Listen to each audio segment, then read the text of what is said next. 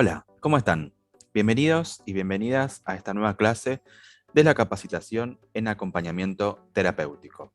En el día de hoy vamos a trabajar el módulo número 6. Vamos a terminar con este módulo que comenzamos en la clase anterior. Si no vieron la clase anterior, obviamente pueden buscar el video aquí en la lista de reproducción. También les voy a dejar el link en la cajita aquí abajo. En este módulo vamos a ver en la clase del día de hoy diferentes movimientos en el vínculo entre el paciente y el acompañante. Vimos en la clase anterior la importancia del vínculo, la importancia de la transferencia y la contratransferencia en esta generación del vínculo con el paciente, ¿sí? Recordemos que es la llave que nos va a permitir intervenir, que nos va a permitir participar en esa cotidianidad del paciente, ¿sí? Que nos va a abrir puertas para nuestra praxis, nuestras prácticas e intervenciones en diferentes situaciones y diferentes actividades. Por eso es importante analizar los posibles movimientos que se pueden dar a lo largo, bien, del acompañamiento con nuestros pacientes, ¿sí? También vamos a ver diferentes cuestiones que pueden surgir como obstáculos, límites en el sostenimiento del encuadre de trabajo, ¿sí? Y vamos a ver diferentes lugares posibles en la práctica donde podemos ubicarnos para poder sostener este encuadre de trabajo. Bueno, vamos a comenzar. Recuerden, si aún no se suscribieron al canal, apretar el botón de suscribirse, también dejar su asistencia, bien, para la obtención del certificado final, dejar la asistencia con su nombre y apellido y un comentario que dé cuenta, obviamente, de los contenidos de la clase y los contenidos que trabajamos en el día de hoy, ¿sí? Pueden ser cualquier tipo de consultas, dudas o comentarios sobre los contenidos que trabajamos en esta clase. Obviamente, si les gusta esta clase, si les está gustando el curso, dejen también su like, ¿sí? Su dedito arriba en este video. Bien, comencemos entonces con la clase del día de hoy. Como les comentaba recién, se pueden dar diferentes movimientos en el vínculo con nuestros pacientes, ¿sí? O sea, entre el acompañante y el paciente. Diferentes vínculos de apertura, de cierre, diferentes desarrollos, diferentes desenlaces de este vínculo, ¿sí? Y todo esto lo podríamos ubicar en 4 movimientos diferentes. Vamos a ver cada uno de ellos. El primer movimiento tiene que ver con el inicio de la relación. Dentro de este primer movimiento podemos observar o diferenciar 2 tipos de inicios que se pueden dar dependiendo de las actitudes y de la transferencia que se genere con el paciente en este inicio. El primero de estos inicios, ¿sí? Se pueden dar con actitudes dominantes en esa situación, en ese primer inicio, donde pueda surgir cuestiones relacionadas con la sospecha, también con la desconfianza del paciente, ¿sí? En este caso van a también aparecer cuestiones de ansiedades persecutorias. El paciente percibe como que somos un ente de control que viene a controlar, a vigilar, ¿sí? Todo esto tiene que ver con ansiedades persecutorias. La persona se siente perseguida por nuestra presencia, ¿sí? Esto puede tender a frenar, ¿sí? O a obstaculizar, ¿sí? A generar un obstáculo en este inicio del vínculo y de la transferencia, ¿sí? Porque el paciente obviamente va a mantener una distancia si tiene esta ansiedad persecutoria. Entonces, en este primer momento, esta primera posibilidad puede darse sin una perspectiva de colaboración del paciente con el tratamiento y con el dispositivo y obviamente con nuestra presencia. La segunda opción en este inicio que se puede dar es cuando ya desde el comienzo surge o se da de manera espontánea una transferencia, ¿sí? Positiva. Pero también puede ocurrir que esto surja o que de esto surja también una idealización del acompañante, ¿no? Donde el paciente, digamos, que se sostiene completamente con el acompañante, que tampoco es bueno, recuerden, los extremos, ¿sí? Por eso hay que tener cuidado con ambos extremos y poder ir ubicándonos en posiciones, ¿sí? Que no estén cercanas a estos extremos. Bien. El segundo movimiento dentro del vínculo es donde hay una mayor aceptación, ¿sí? Se ha dado ya un proceso de ajuste entre el paciente y el acompañante. Entonces, en esta relación, ¿sí? Ya comienza a ser mucho más accesible para ambas partes. Surge también situaciones de empatía por este vínculo cotidiano con el paciente, por compartir mucho tiempo con ellos, ¿sí? Obviamente, el paciente va a tener, el acompañante, perdón, va a tener que ir desarrollando determinadas maniobras estratégicas, ¿sí? Alineadas con la estrategia del tratamiento, bien, en relación con este dispositivo, ¿sí? Ya en esta etapa, en este segundo movimiento, las actividades, como ya hay un vínculo establecido con el paciente, en el mejor de los casos, ya puede planificarse, ¿sí? Actividades, diferentes actividades, conjuntamente también con el paciente, empezar a involucrar al paciente en el tratamiento, ¿sí? Esto va a generar una actitud también de mayor compromiso por parte del paciente de, obviamente, colaborar con el tratamiento que está llevando adelante. Entonces, en esta medida que vamos conociendo al paciente, involucrándolo activamente en el proceso terapéutico, en el tratamiento, ¿sí? El paciente va a ir comprendiendo nuestro lugar, nuestro rol y también su lugar y su rol dentro de este dispositivo y va obviamente a colaborar de una mejor manera.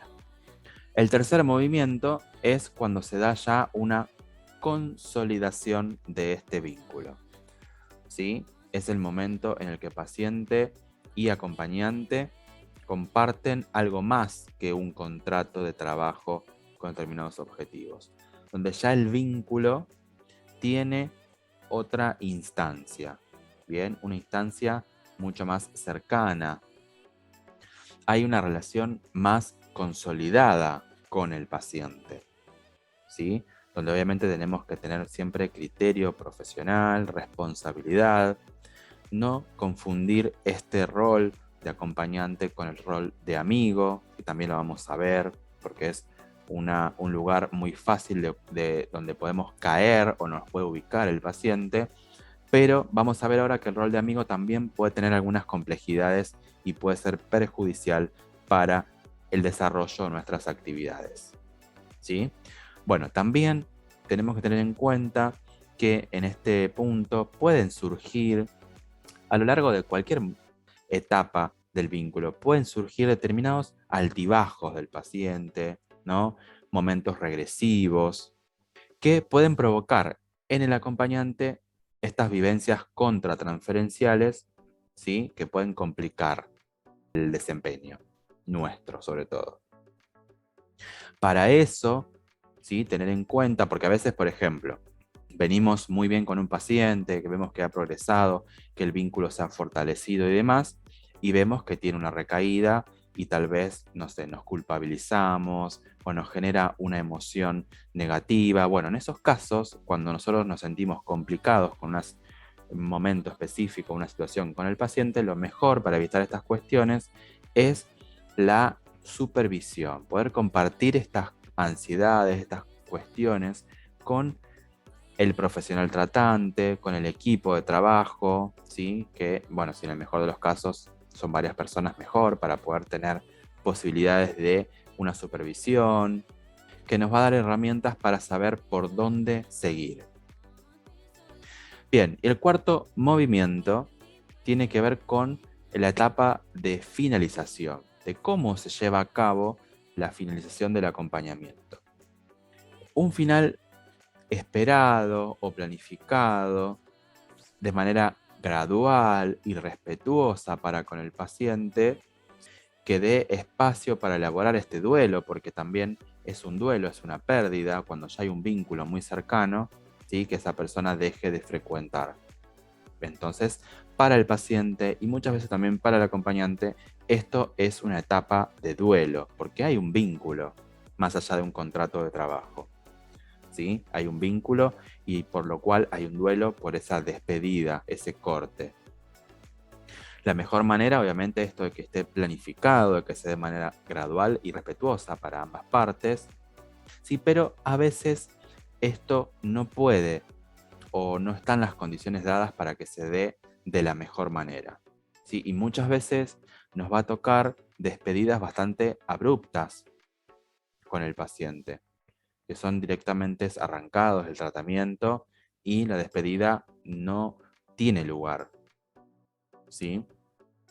Nosotros tenemos que tratar de evitar estas cuestiones, de poder hacer un proceso de cierre, darle un marco de respeto, de empatía para con el paciente en este corte, ¿sí? También desde un lugar de la ética de nuestro trabajo, nosotros tenemos que tratar de propiciar de la mejor manera el cierre del tratamiento, ¿sí? Que no sea de manera abrupta, que le pueda generar algún tipo de perjuicio a la subjetividad de nuestro paciente y que le genere alguna complicación también en su tratamiento, ¿sí? A veces no va a depender de nosotros, ¿sí? La manera o el formato del cierre, pero si depende de nosotros tenemos que tratar de propiciar el mejor de los cierres.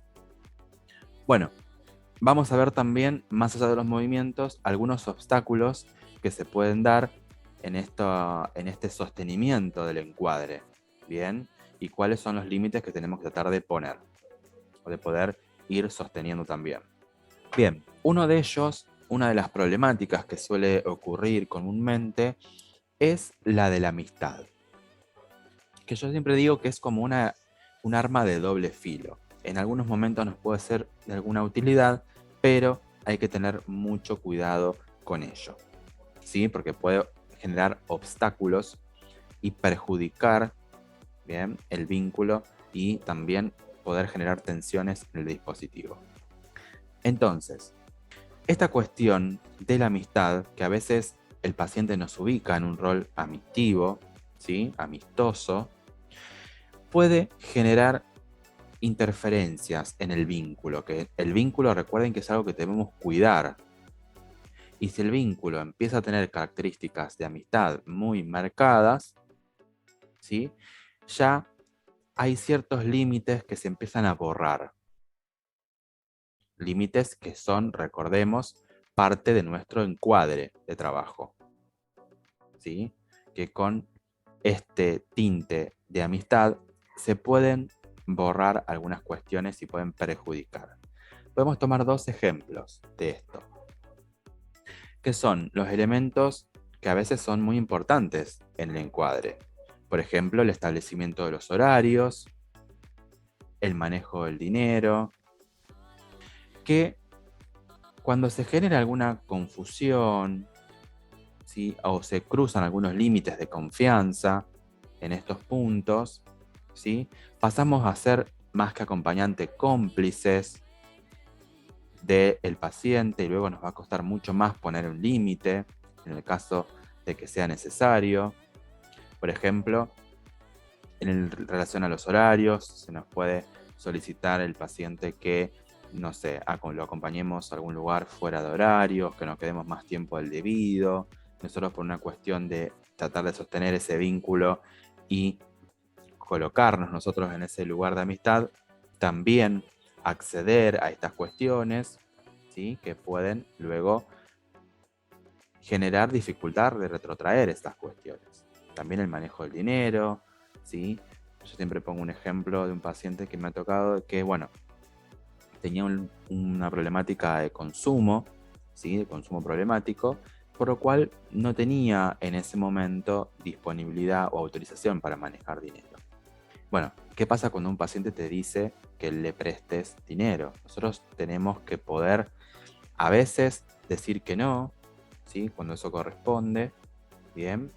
Y en algunos momentos, si consideramos, si ya está planeado con la familia y con el dispositivo, ¿sí? Ahí sí se podría llegar a decir que sí en alguna cuestión del encuadre. Pero siempre no apresurándonos y no con el afán de la transferencia positiva y demás, caer en el lugar de la amistad donde se rompan algunos límites importantes que luego puede ser muy difícil volver a construir esos límites. Entonces, ¿qué pasa también con el dispositivo? Bueno, estas cuestiones, si nosotros hacemos algo que no está charlado con el dispositivo, o sea, con los otros profesionales, también puede generar interferencias dentro del equipo de trabajo, ¿sí? Algún cortocircuito, alguna, ¿no?, cuestión negativa con el resto de nuestros compañeros de trabajo. También con el paciente, esto que yo les mencionaba recién de cuando accedemos a alguna cuestión, ¿sí? Y luego nos damos cuenta de que eso, bueno, o sea, cuando accedemos una vez, esto luego la demanda se va a incrementar, por lo cual va a venir un pedido, luego otro, ¿sí? En un momento nosotros vamos a tener que decir que no, cuando eso ya ha avanzado, y esto, por la otra parte, puede ser tomado como alguna cuestión negativa y que esto termine en algún tipo de rivalidad entre el paciente y el acompañante, que no es un lugar donde deberíamos ubicarnos. ¿Bien? Porque bueno, el paciente, si ya dijimos que sí una vez, 2 veces, 3 veces, obviamente luego cuando decimos que no, ahí surge esta rivalidad y esta contrariedad que nos ubica en un lugar bastante complejo, por lo cual debemos tratar de evitar. ¿Sí?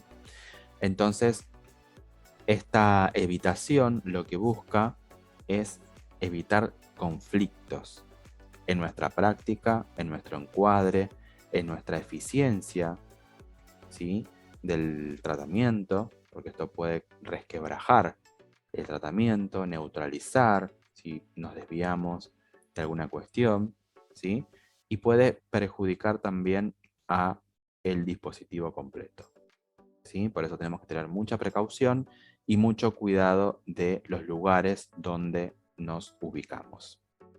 Entonces, ¿qué pasa cuando surgen estas demandas extrañas o que nosotros nos descolocan un poco y no sabemos qué hacer? Por ejemplo, si un paciente nos solicita dinero o nos solicita algún tipo de alguna cuestión fuera de horario o las demandas con por ejemplo, el número de teléfono celular, el WhatsApp, ¿no?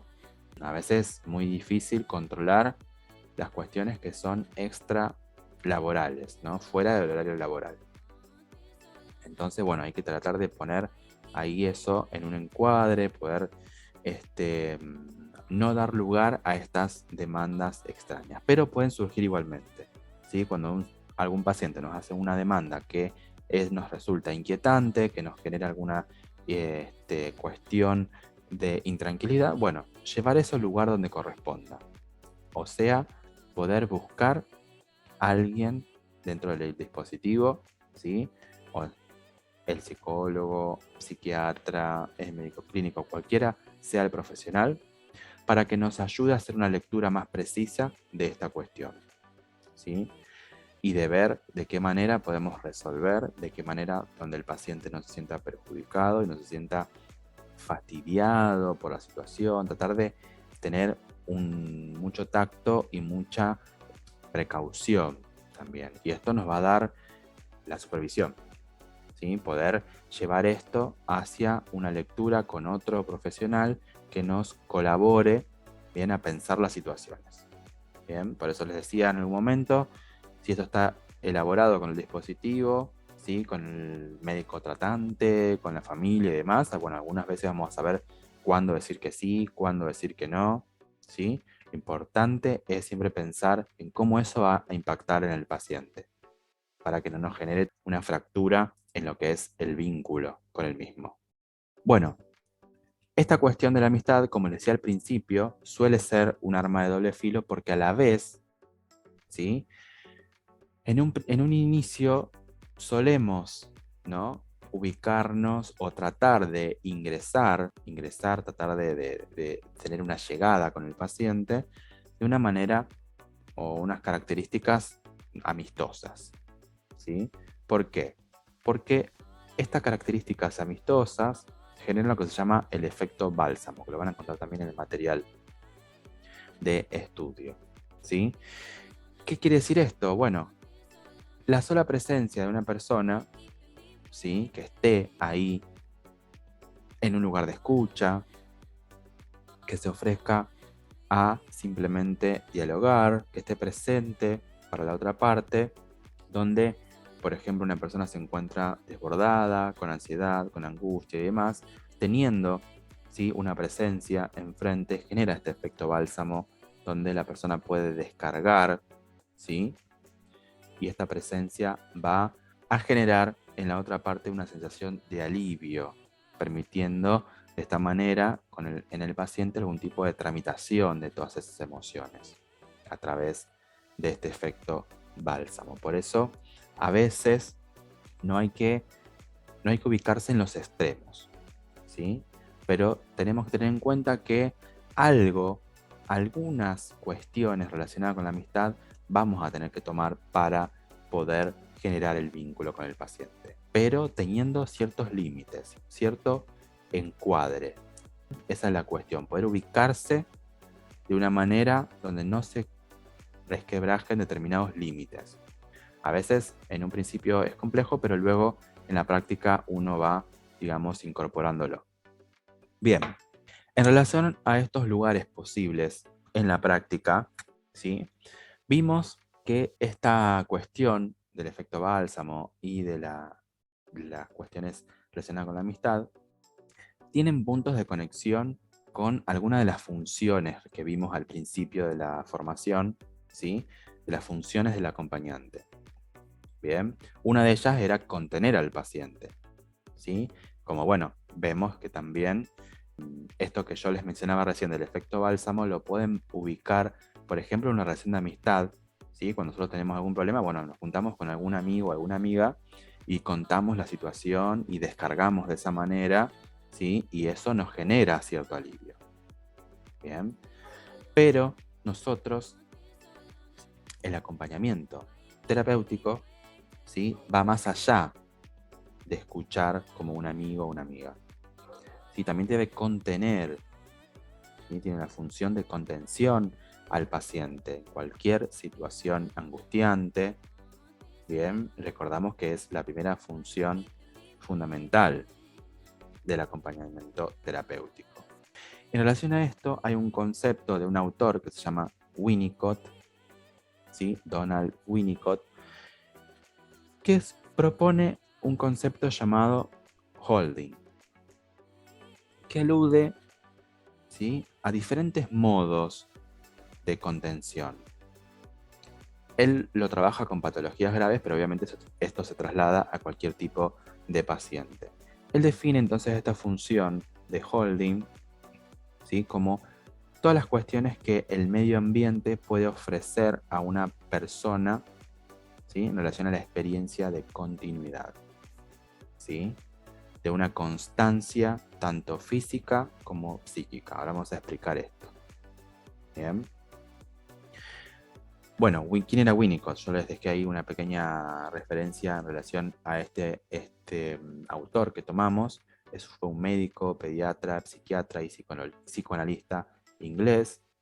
Fue uno de los pocos que se opuso, apoyándose en cuestiones científicas, al uso del llamado electroshock, ¿sí? ¿Recuerdan cuando vimos al principio esta corriente antipsiquiátrica que se oponía a estas prácticas, ¿no?, tan agresivas, ¿sí?, para con los pacientes? Bueno, él fue también uno de estos opositores a ese tipo de prácticas. Lo importante es este concepto de holding que él propone y esta cuestión de la continuidad, ¿sí?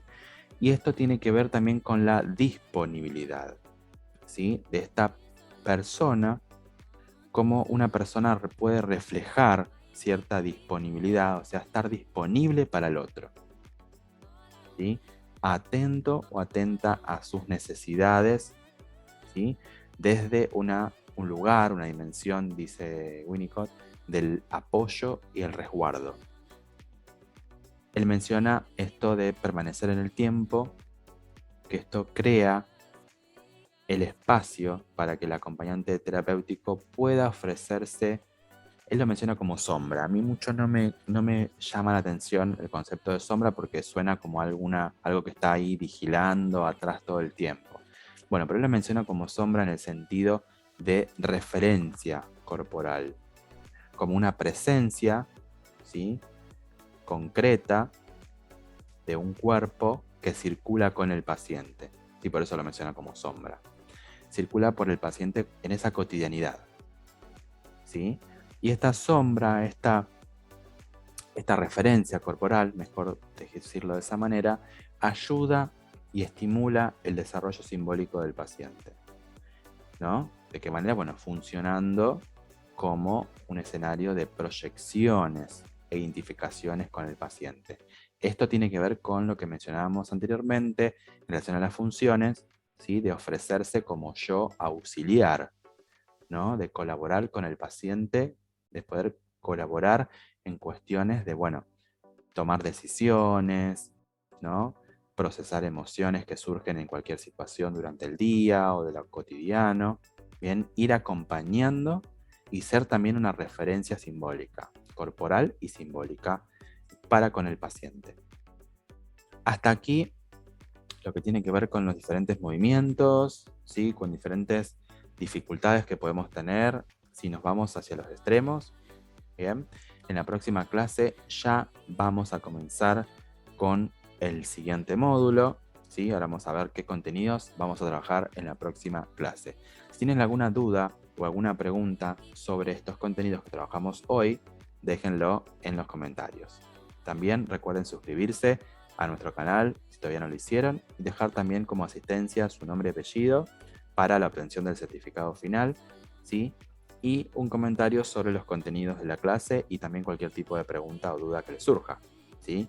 Y también si les gustó esta clase y las demás clases, pónganle también su me gusta a nuestro video, que de esa manera nos ayudan en YouTube.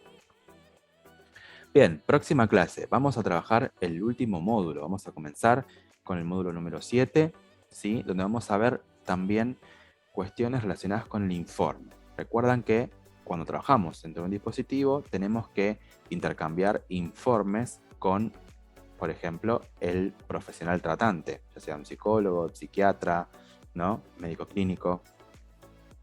Entonces vamos a ver cuál es la función del informe en el acompañamiento terapéutico. Vamos a ver de qué manera o de qué formato se puede estructurar un informe, cómo escribirlo, de qué manera lo vamos a hacer. Vamos a ver un modelo, qué tipo de información se incluye, ¿sí?, y cómo se desarrolla completamente un informe en acompañamiento terapéutico. Bien, bueno, los espero y las espero en el próximo video y les dejo un saludo enorme. Hasta la próxima.